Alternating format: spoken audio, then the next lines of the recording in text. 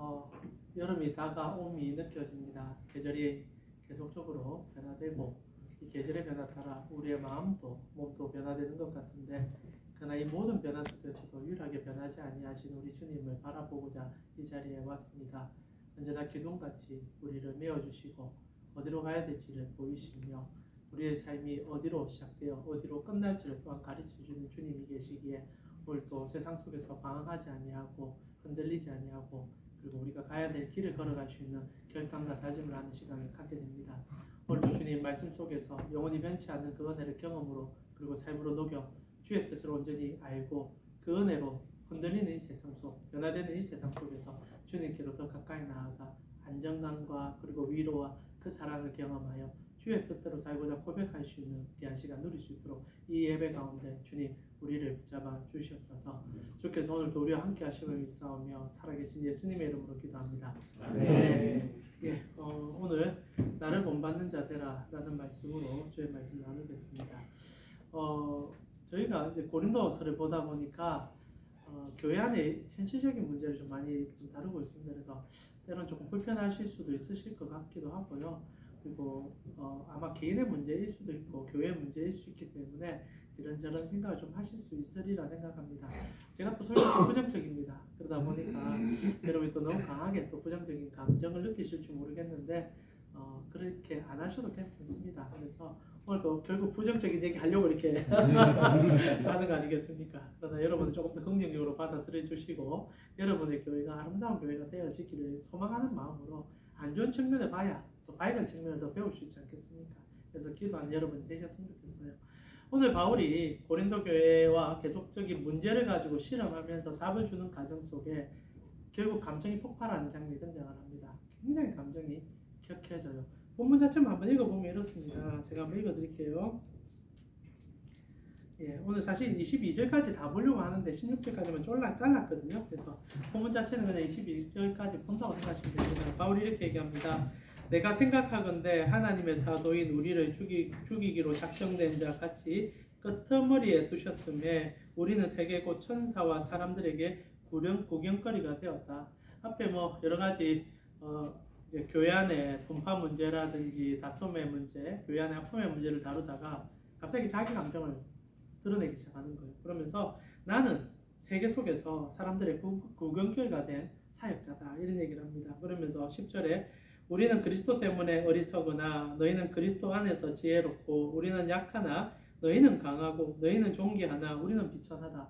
그러면서 지금 고린도 교회와 자기를 비교시키기 시작합니다. 굉장히 감정이 강하죠. 너희는 지금 평안하게 살지만 우리 정말 고통스럽게 지금 사역을 하고 있다. 너희는 지금 좋은 밥 먹고 있는데 우리는 박한 밥을 먹고 있다. 너희는 좋은 집에서 자는데 나는 길거리에서 자고 있다. 이런 얘기 하는 거죠. 정말 감정이 상할 대로 상하 있는 바울의 모습이 좀 나타납니다. 그러나 이것이 단순히 내가 지금 너무 억울하다, 너무 감정이 상하다라는 것을 얘기하는 것이 아니라 고린도 교회 안에 있는 심각한 문제점을 끄집어내기 위한 강렬한 어투라고 생각하시고 받아들이면 좋을 것 같아요. 그러면서 이렇게 얘기합니다. 11절에 바로 이 시각까지 우리가 줄이고 목마르며 헐벗고 매맞으며 정처가 없고 또 수고하여 친히 손으로 일을 하며 모욕을 당한 즉 축복하고 박해를 받은 즉 참았다. 비방을 받은 즉 권면하니 우리가 지금까지 세상의 더러운 것과 만물의 찌꺼기 같이 되었다. 주를 위해서 살아가다 보니 삶에 너무 많은 고난이 찾아왔다는 거죠. 누구나 부러워할 수 없는 삶이고 그렇게 산다는 것이 참 끔찍하게 보이는 삶을 바울뿐 아니라 사도들이 그런 삶을 살아냈다는 겁니다. 그러나 바울이 정말 하고 싶은 말은 이제부터인 거예요. 14절에 내가 너희를 부끄럽게 하려고 이것을 쓰는 것이 아니다. 실제로 이제 말을 뒤집어 본다면 이런 삶을 살아가는 바울을 바라보면서 사람들이 부끄럽게 여겼다는 거예요. 마치 이런 겁니다. 여러분의 부모님께서 청소, 용역 일을 하시는 분이라 생각을 해봅시다. 물론 이제 나이가 들면 그것을 부끄러워하진 않겠지만은 젊은 날 내 아버지가, 나의 어머니가 이렇게 청소 일을 한다면 학교에서 말하기 참 부끄럽지 않습니까? 아이들이 부끄럽게 여깁니다. 그래서 말을 잘 못하죠. 그래서 부모님 무슨 일을 하냐 하면 그냥 무슨 일을 합니다. 아니면 공무원입니다. 이런 식으로 말을 둘러대듯이 이렇게 얘기하죠. 그러면서도 참으로 우리 아버지가 어머니가 하는 그 일이 부끄럽게 여기는 그러나 그것이 어느 날 나이가 들어서 우리 부모님이 나를 위해서 얼마나 희생한 것을 안다면 눈물 날 수밖에 없는 일이 되는데 오늘 바울이 그 얘기하는 거죠. 너희가 어찌 그리 나를 부끄럽게 여기냐. 내가 씨를 뿌려 너희를 교회 삼아 그리고 하나님의 자녀 삼아 그 일을 위해서 내 온몸을 바쳤는데 이제 와서 나를 모른다 하냐 말이냐. 내가 이렇게 헐벗고 굶주리며 박하게 살아가는 인생을 보며 그리고 결국 예수 믿으면 저렇게밖에 되지 못하는 얘기를 하느냐라는 가슴 아픈 얘기를 던지고 있다는 거죠. 그러면서 이렇게 합니다. 오직 너희를 내 사랑하는 자녀같이 권하려고 지금 이거를 쓰고 있는 거다. 그러면서 15절 이렇게 얘기합니다. 그리스도 안에서 1만 스승이 있으되 아버지는 많지 아니하니 그리스도 예수 안에 내가 복음으로 너희를 낳았다. 그리고 마지막 16절에 뭐라고 합니까? 그래서 나를 좀 본받아 달라 얘기하는 겁니다. 주제는 분명하지요. 무슨 얘기입니까? 내가 당하는 이 고난과 고통, 너희도 이 고난과 고통의 동참함을 통하여 하나님 나라를 알아갔으면 좋겠다라는 얘기를 하고 싶은 겁니다. 근데 여기서 핵심은 바울이 자기를 닮아가기를 바란다는 얘기죠. 이 얘기 사실 어떻게 생각해 보면 바울이 감정이 너무 상해서 그 성도들에게 너 그따위로 살면 안 돼. 나 봐, 고난받고 있잖아. 고통받고 있잖아. 그러니까 너희도 이런 고난의 끝자락에 서야만 진짜 성도가 되는 거야. 같이 고난에 들어가자. 그러니까 나 좀 닮아봐. 나처럼 살면 예수가 진짜 느껴질 거야. 라고 말하는 그런 느낌으로 다가올 수 있는 문장 자체가 그렇지 않습니까? 그러나 실제로 바울이 하고 싶은 얘기는 그런 얘기가 아니라는 거죠. 실제로 오늘 바울이 앞에서 문장 전체에서 쭉 하고 싶은 얘기는 딱 하나입니다. 내가 그리스도를 닮아간 것처럼 너희도 그리스도를 닮아갔으면 좋겠다 얘기하고 싶은 거죠. 실제로 우리가 교회 생활을 하면서 그리스도를 닮아가는 것이 무엇이냐라고 질문한다면 사람마다 내용이 달라질 수 있다는 게 문제인 것 같습니다. 오늘 바울은요. 그리스도를 닮아간다는 것이 고난과 고통과 아픔을 자청하고 살아가는 삶의 흔적으로 얘기를 하고 있어요. 그런데 여러분 만약에 예수 따른다는 것이 오늘 바울이 말한 것처럼 절박하고 고통스럽고 때로는 못 먹고 그리고 못 입고 그리고 정말로 밑바닥 인생같이 살아가는 삶이 예수를 진짜 믿는 삶이라면 여러분 그렇게 살만한 자신이 있으시겠습니까? 그리고 바울이 이렇게 얘기하죠. 나를 본받고 나를 따라해라. 그래야 진짜 예수쟁이가 된다. 라고 얘기한다면 여러분 아마 저도 피하고 싶을 것 같아요. 그리고 그렇게 사는 거 결코 쉬운 일은 아닌 것 같습니다. 그렇다면 바울은 오늘 고린도 교회를 향하여 잘 살고 있는 그들에게 왜 이렇게 강렬하게 감정 상할 정도로 말을 쏟아내고 있느냐. 사실 이게 복음을 오해하는 그들에게 오히려 양극단의 얘기를 통하여 하나님 나라가 어떤가 함을 보여주고 싶은 바울의 하나님 나라의 가치를 설명하는 하나의 도구라고 생각이 듭니다. 사랑 우리 캥고 선교 지체 여러분, 하나님 나라는 어디 있습니까? 저기 있는 것도 아니고, 그러니까 부자들에게 있는 것도 아니고, 가난한 자들에게도 있는 것도 아니고, 예수님은 뭐라고 했습니까? 너희 안에 있다 했지 않습니까? 그럼 내 안에 있는 하나님 나라를 어떻게 알아가느냐가 사실 오늘 본문에서 진짜 던지고 싶은 얘기라고 생각합니다. 근데 바울이 오늘 극단적으로 청빈은 아닌 것 같아요. 고난과 고통과 던져짐을 얘기하는 것은 실제로 우리가 살아가는 대부분의 인식과 그리고 하나님 나라라고 생각하는 그 가치가 사실상 잘못된 가치일 가능성이 매우 높기 때문인 것 같습니다. 자, 오늘 본문 속으로 조금 더 깊숙이 들어가면서요, 여러분에게 한번 던지고 싶은 질문이 있습니다.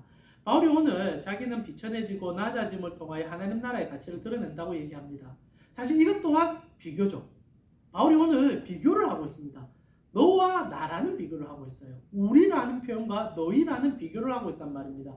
그래서 우리는 이렇게 사는데 너희는 이렇게 산다라는 얘기를 하고 있다는 거죠. 실제로 모두가 우리가 되면 좋은데 벌써 어느 순간에 뭔가 가름이 있고 너희라고 불리는 자들은 위에서 누리고 안식하며 좋음을 갖고 있고 우리로 불리는 무언가는 낮아지고 힘들고 지침을 통하여 삶의 흔적들이 드러나고 있다는 얘기입니다. 자, 그럼 성경에서 이 나누어짐, 우리와 너희가 나누어진 게 언제부터라고 생각합니까?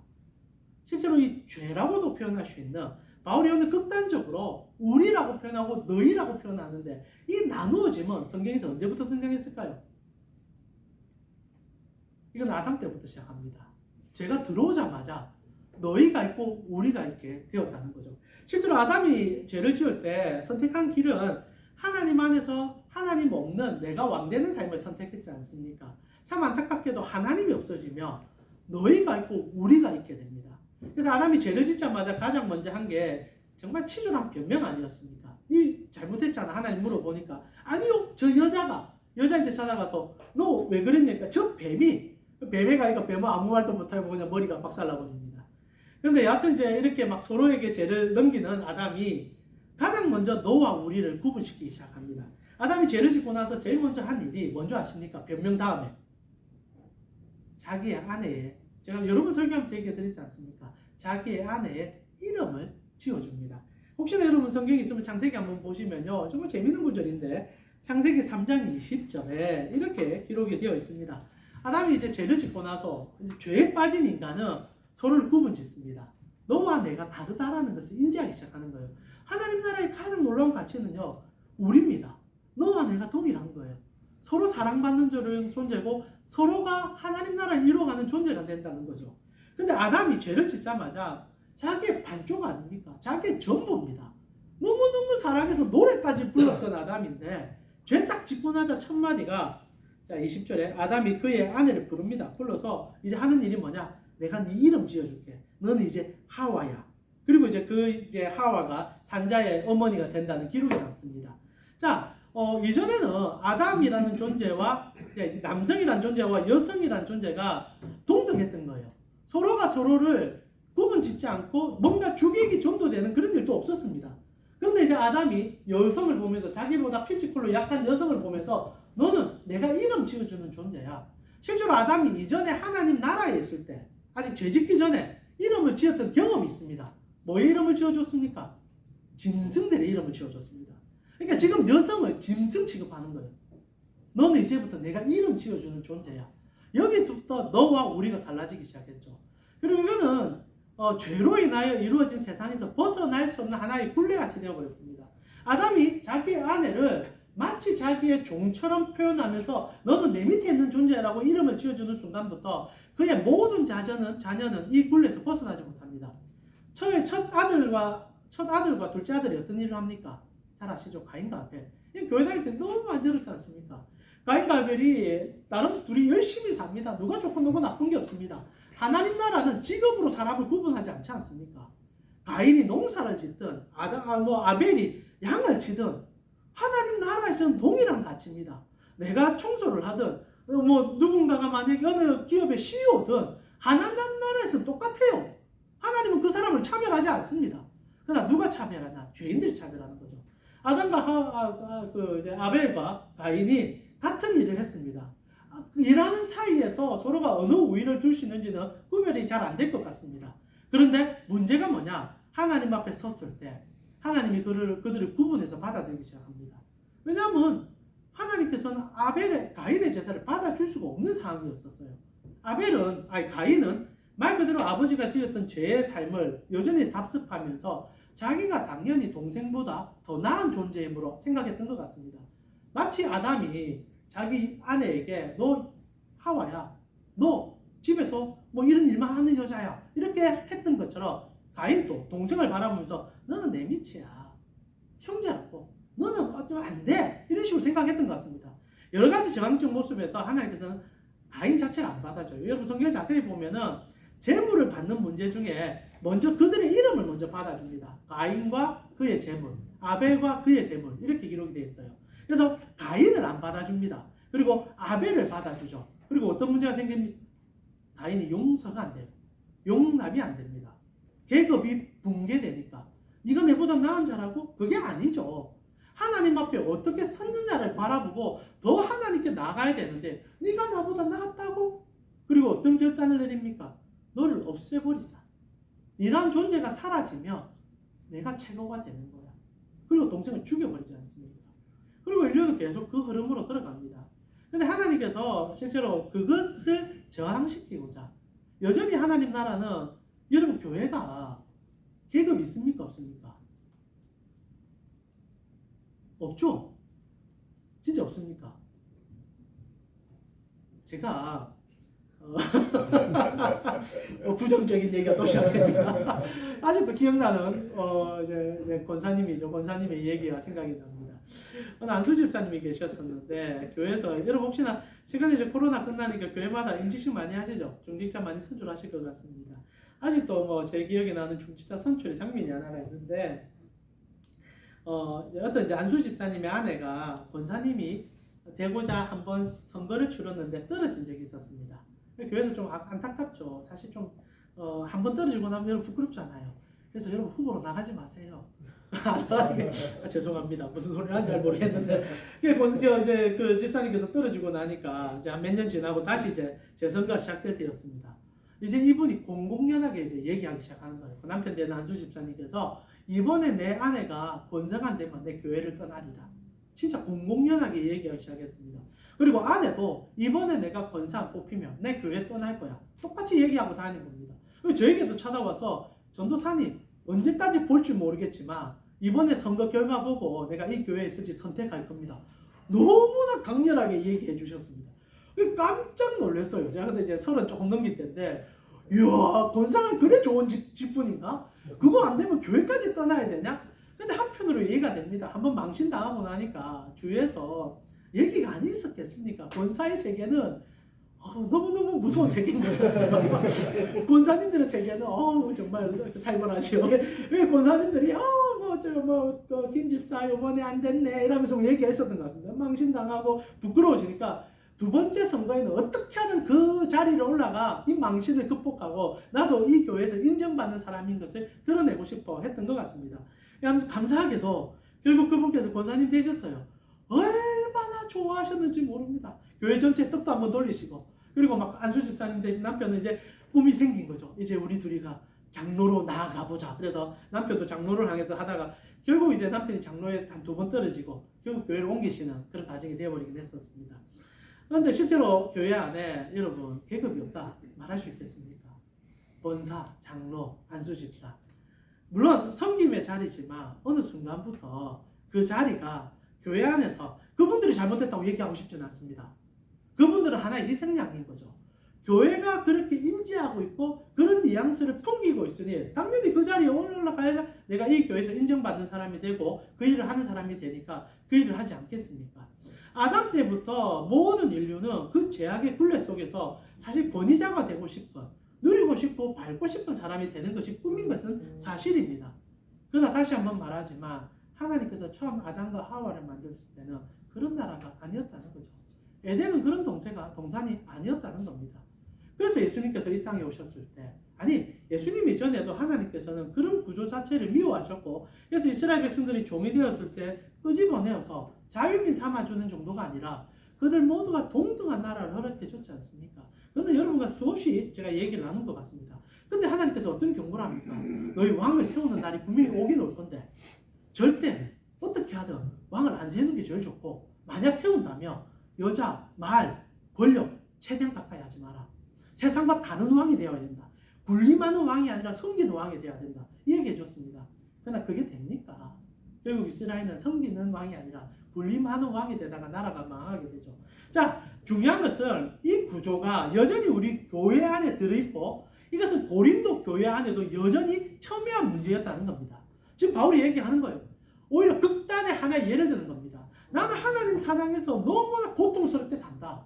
그리고 너무나 치열하게 산다. 너희도 그렇게 살아라는 얘기를 그렇게 들었으면 안 됩니다. 나를 본받아라는 얘기가 너희도 이렇게 살아야 예수 잘 믿는다는 얘기가 아니라 어떻게 하여 이래 사는 나를 보면서 너희가 더 부끄럽게 여기냐.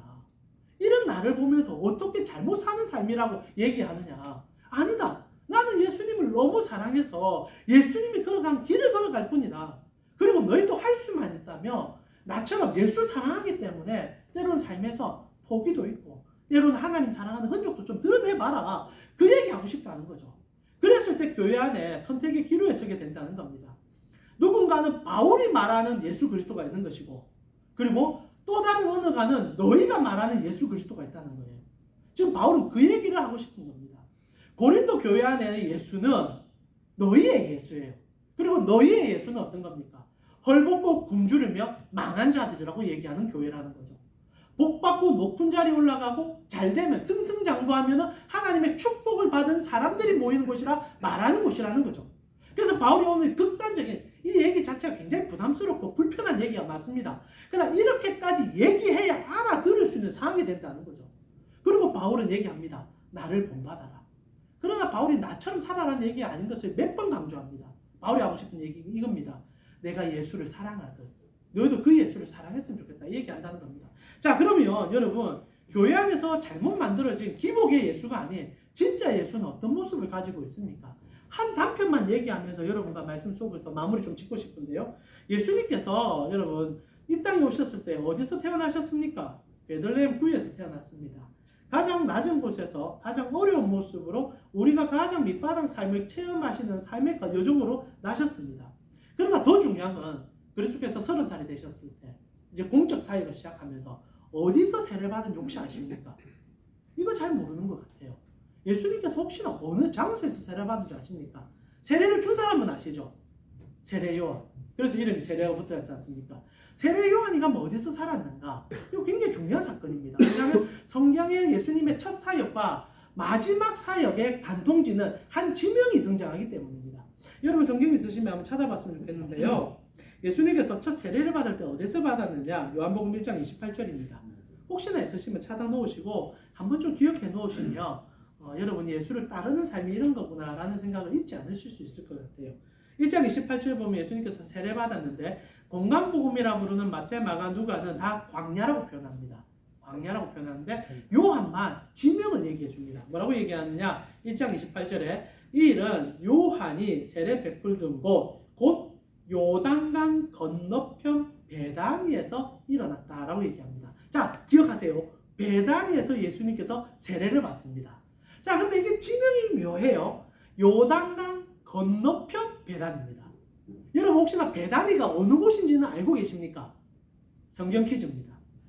베다니에 살던 사람 한 사람 이름 한번 여러분 혹시나 자신 있게 말하면 제가 다음 주에 제 마음을 다 담아서 초콜릿 하나를 사다 드리겠습니다. 자, 베다니에서 살았던 유명한 한 사람.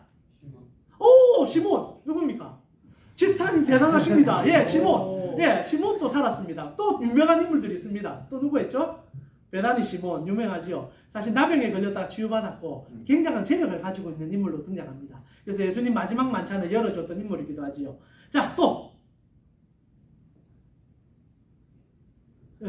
세 명의 그 오늘 형제 자매라고 해서 뭐라 세 명이 있죠. 예, 마리아, 마르다, 나사로 이들이 베다니에 살았습니다. 자, 이들이 살았던 베다니가 성경의 주된 베다니예요. 그러면 그 베다니가 어디냐? 그 베다니는 예루살렘 인근에 여리고성 가기 전에 있는 베다니입니다. 여러분 베다니라는 말 뜻이 뭐냐면 지명이 아니거든요. 벳이 집이란 뜻입니다. 벳은 집이고 아니가 뭐냐? 빈촌, 가난한 자들 이런 뜻을 나타냅니다. 그러니까 벳아니 하면은 우리로 표현하면 판자촌이에요. 우리로 표현하면 빈촌입니다. 이름이 아니에요. 지명이 아닙니다. 그래서 예루살렘 인근에 이 베다니가 있었던 거죠. 이게 무슨 말이냐면 예루살렘이라는 거대 도시 안에 살고 싶었는데 사실상 집도 못 사고 들어오긴 들어왔는데 살기도 힘들고 그래서 사람들이 외곽으로 벗어나다가 마지막 끝자락에 머무는 도시가 어디냐? 그게 베다니예요.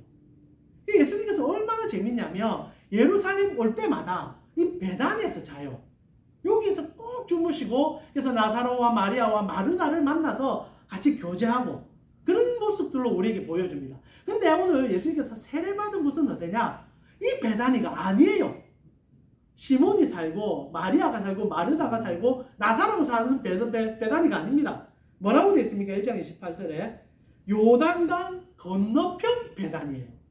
이 베다니는 지금 앞에서 말한 그 베다니보다 더한 곳입니다. 다시 한번 말합니다. 지명이 아닙니다. 이스라엘의 베다니가 여러 곳 있었던 것 같아요. 우리로 표현하면 이제 판자촌들이죠. 실제로 여러분이 지금 있는 이 바로 뒤에 저기도 옛날에 판자촌이었습니다.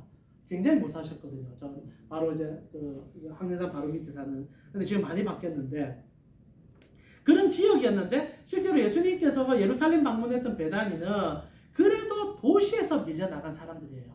근데 오늘 예수님께서 세례받은 곳은 어디냐? 거기서도 더 밀려서 갈 곳이 아무것도 없는 사람들이 모이는 곳. 그래서 마태, 마가, 누가복음은 아예 지명을 말하지 않고 광야라고 표현합니다. 그래서 신학자들은 유추하기를 이 지역은 나병 환자들이 사는 곳이나 사실 사람들과 함께 할 수 없는 심각한 질병이 걸린 사람들이 모인 곳이 아니었을까라고 유추한다는 거죠. 그러면 참 재밌는 게 등장합니다. 여러분 그 세례 요한이 사역했던 곳이 어디냐라고 얘기하면 광야라고 표현해서 마치 메뚜기 석청 먹으면서 신선 노름한 것처럼 이해하는데 그게 아니라 빈민 사역한 거예요. 세례 요한은. 그들과 함께 있고 그 지역에서 같이 나누면서 그곳에 찾아온 사람들에게 요단강 들어가서 세례 준 겁니다. 그러니까 세례 요한 대단한 인물이죠. 예수님과 나이가 비슷하거든요. 한 30대 초반에서 빈민사역하면서 온몸을 던진 사람인 거예요. 그러니 아마 많은 제자들이 따라온 것 같아요. 근데 중요한 건 이 얘기입니다. 예수님께서 그 베다니에 찾아가 세례받으셨다는 거예요. 예수님의 사역의 시작이 어떤 사역인지를 가르쳐 주는 겁니다. 갈 곳 없고 눈물을 흘리며 그 시대에 모든 것을 잃어버린 자들 옆으로 다가가심으로 그들의 이웃이 되고자 첫 사역에 첫 삽을 뜨셨던 분이라는 거죠. 그렇다고 해서 여러분에게 다시 한번 말하지만 마치 빈촌이 전부고 나 판자촌에 들어가는 것이 옳다는 것이 아니라 우리 모두는 우리의 배단위가 있지 않습니까? 여러분 우리가 절박함이 있고 우리가 더 이상 가지 못할 것이 생기고 그리고 우리가 아무것도 하지 못한다고 느끼는 그 순간에 오늘 예수님께서 하고 싶은 얘기는 무엇이냐? 그 순간에 내가 너와 함께 하고 있을 것이다 라는 얘기로 사역을 시작한다는 겁니다. 그래서 세례받고 하늘을 찢어주시죠. 근데 재밌는 게 뭐냐? 예수님께서 이렇게 하시면서 늘 이제 이 베다니보다는 예루살렘 인근의 베다니에서 사람들과 함께 하시다가 마지막 돌아가실 때 부활하시고 나서 예수님께서 승천하는데 예수님께서 재밌는 모습을 보여주면서 승천을 하게 됩니다. 그게 누가복음이에요. 누가복음 24장 50절입니다. 한번 성경 있으시면 찾아보셨으면 좋겠어요.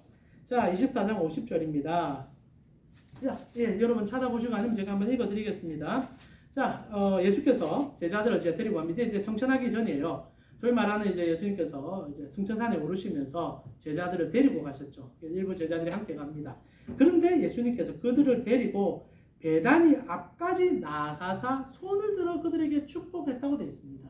그러니까 이제 소위 말하는 이제 예루살렘에서 승천산에 올라가셨을 때 베다니는 저 건너편에 있거든요. 예수님께서 예루살렘 성전을 본 게 아니에요.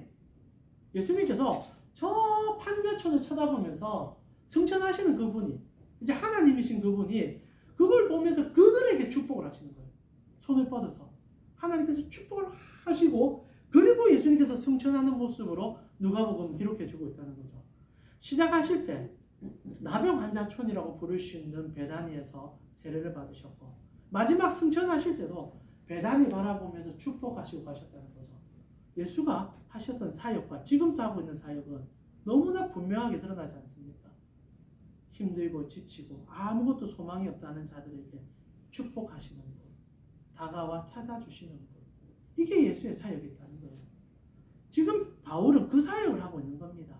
청빈과 가난함과 고난이 아니라 예수가 필요한 자들에게 찾아가 예수를 보여주고 그들도 아직 희망이 있음을 가르쳐주며 그러다 보니까 있는 자들보다는 연약한 자들을 찾아갈 수밖에 없었죠. 돈 있고 힘 있는 자들은 그것이 자기의 이웃이 되어 있습니다. 그러나 아무것도 없는 자들에게 찾아보니 그런 삶이 자기의 삶의 여정이 되어버린 것처럼 보여진 거예요. 근데 고린도 교회 성도들이 그게 싫었던 겁니다. 그래서 오늘 바울이 다시 한번 얘기하는 거죠. 나를 본받아줬으면 좋겠다. 그러나 이것이 나를 본받아서 청빈의 삶을 살아가는 것이 아니라 방금 여러분에게 간헐적이지만 얘기해드리는 그 예수의 삶을 쫓아가는 나를 보고 내가 예수님 때문에 얼마나 행복한지를 너희도 보고 이런 나를 보고 예수님 때문에 행복할 수도 있구나. 저렇게 절박한데도 저렇게 웃을 수 있구나. 그거 한 번만 경험해달라. 얘기하는 거죠. 그러면서 여러분과 마지막 구절입니다. 오늘 본문에 여러분 주보에 나오진 않지만은 바울이 마지막 19절에서 20절에 이렇게 얘기합니다. 주께서 허락하시면 내가 너희에게 속히 나아가 교만한 자들의 말이 아니라 오직 그 능력을 알아보겠으니 하나님 나라는 말에 있지 아니하고 오직 능력에 있다라고 얘기하면서 오늘 바울의 한 설교 템포를 마치게 됩니다. 자, 교회의 능력이 무엇이냐라는 질문을 하게 되는 거죠. 바울이 앞에도 그런 얘기했습니다. 내가 하나님 안에서 예수 그리스도를 사랑하다 보니 가장 절박함으로 때로는 낮아짐으로 살아왔다. 그러나 나를 본받았으면 좋겠다. 지금 자신의 삶에 너무 자신이 있는 거예요. 너무 자신을 드러낼 수 있는 잘하는 거예요. 나는 너희가 바라볼 때 진짜 힘들게 사는 것 같지? 아니야. 나는 너희 전부의 모든 행복보다 더 큰 행복을 가진 자야. 그러니까 나를 좀 본받아봐. 그리고 얘기하는 겁니다. 진짜 권능은 예수를 닮아서 낮은 자들과 함께하고 가난한 자의 이웃이 되며 그들을 위해서 우는 자가 진짜 능력자야. 교회의 능력자는 돈 많은 자, 권력자, 그리고 큰 소리 치는 자 아니야. 예수 사랑하는 자야. 예수 닮은 자야. 그것이 교회의 권능이야. 내가 이제 다시 고린도 교회 가면 이 권능을 찾아볼 거야. 가짜 권능 버려. 진짜 권능이 나타났으면 좋겠어. 이 얘기로 오늘 설교를 마무리한다는 겁니다. 사랑 우리 강교회 성도, 죄송합니다. 캔코 성교회 지체 여러분, 여러분의 배단이가 여러분을 찾아올 때 여러분 누구를 찾을 수 있겠습니까? 여러분 배단이가 안 올 거라고 자신할 수 있습니까? 그러나 감사하게도 여러분이 배단이를 만나면 그곳에는 언제나 예수가 함께합니다. 가장 절박할 때 절대 모든 사람들이 나를 모른다 하는 그 순간에도 예수 한 번은 떠나지 않습니다. 그리고 우리에게 요구하시는 게 있습니다. 내가 너희에게 그리해 줬으니 너도 그렇게 살아보면 어떻겠니? 이제 우리 같이 한번 기도했으면 좋겠어요. 이 시간 사무실로 이제 돌아가시죠. 언제나 말씀드리지만 여러분의 사무실은 교회입니다. 여러분의 사무실 안에서 정말로 누군가가 배단이 같은 삶을 살고 있을 때 여러분이 나를 바라라고 말할 수 있는, 내가 너의 도움이 되어줄 수 있다고 말할 수 있는 예수의 참 제자가 되며 그곳에서 하나님의 아름다운 교회가 시작되지 않겠습니까? 오늘 이 시간 나도 힘들어 죽겠는데 라고 말하기 전에 예수 바라보시면서 예수를 힘을 얻으시고 여러분의 사무실 속에서 그리고 여러분의 가정에서 예수 그리스도의 향기를 드러내는 통하여 주님이 주시는 그 하나님의 교회가 여러분 안에 완성되어져 가는 삶을 살게 해달라고 이 시간 같이 한번 기도하면서 오늘 마무리했으면 좋겠습니다. 함께 기도 드리겠습니다. 주님 감사합니다. 오늘도 우리 사랑하는 캔코 선교회 지체들과 함께 주님께서 우리를 부르시는 그 나라를 바라보고 나아갑니다. 참 고린도 교회는 너무 병이 많이 들어서 세상과 다를 바 없는, 그러나 그것이 마치 하나님 나라인 것처럼 가르치고 있는 상황 속에서 바울이 온몸을 찢으면서 얘기합니다. 그렇게 살았으면 하나님을 볼 수가 없다. 그래 살았으면 예수님 볼 수 없다. 그리고 하나님, 바울이 정말 나를 본받아 예수를 함께 보자라고 얘기하는 그 절박함을 오늘 함께 들었습니다. 오늘도 사랑 우리 캔코 선교회 지체들이 각자의 처소로 돌아갈 때 바울이 울부짖었던 그 모든 마음이 우리의 마음이 되게 하여 주시고, 그리함을 통하여 내가 먼저 예수 그리스도의 삶의 흔적을 쫓아가며 그곳에서 하나님의 나라를 경험하고 그곳에서 예수 그리스도의 향기를 맛볼 수 있는, 그리함을 통하여 이 캔코 안에서 배단위 안에 갇혀서 삶의 흔적도 찾아보지 못하여 신음하는 자가 있다며 먼저 들어가 손을 잡아주시는 참 신자, 참 성도, 그래서 하나님 세상이 줄 수 없는 것을 보여주는 진짜 천국의 자녀들이 우리 캠코의 성교의 지체들이 되어질 수 있도록, 이들이 정말 예수짜리 예수쟁이들이 될 수 있도록 하나님 인도하여 주시옵소서. 주님, 무더워져 가지만 우리의 마음은 하나님의 은혜로 더 불타기 원합니다.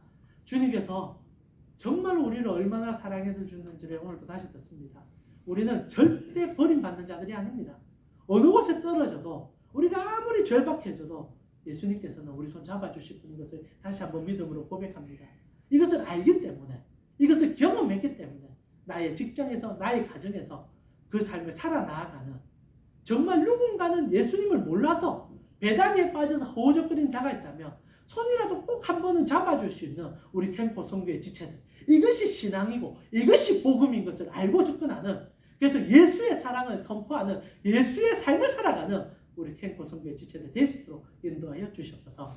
지금은 우리 주 예수 그리스도의 은혜와 하나님 우리 아버지의 무한하신 사랑과 성령님의 감화 감동 교통케 하심이 예수님 바라보고 예수님의 삶의 흔적을 흠모하고 그분으로 나아가 그분으로 마무리 짓기를 원하는 캠코 성교의 지체들 머리 위에 지금부터 영원토록 함께 있을지어다. 아멘. 한 주간 예수님 짜리로 사시는 여러분 되셨으면 좋겠습니다.